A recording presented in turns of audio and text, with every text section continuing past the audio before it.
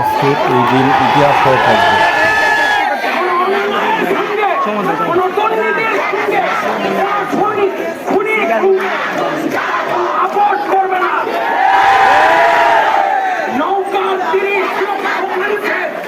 প্রতিনিধি হিসাবে আজকে নৌকা শহরের দয়ালয়ের মোড় থেকে মুক্তির মোড় পর্যন্ত আজকে নৌকার ছাত্র ছাত্রীরা মুক্তাঞ্চল ঘোষণা করেছে।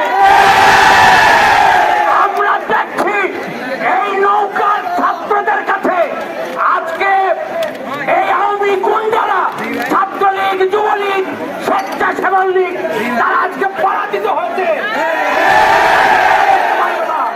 আমাদের বুকের রক্ত,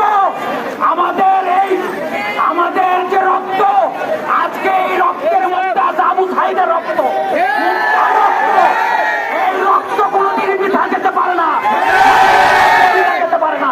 আমরা লড়াইয়ে বিজয় অর্জন না করা পর্যন্ত আমাদের ঘরে ফিরে যাব না।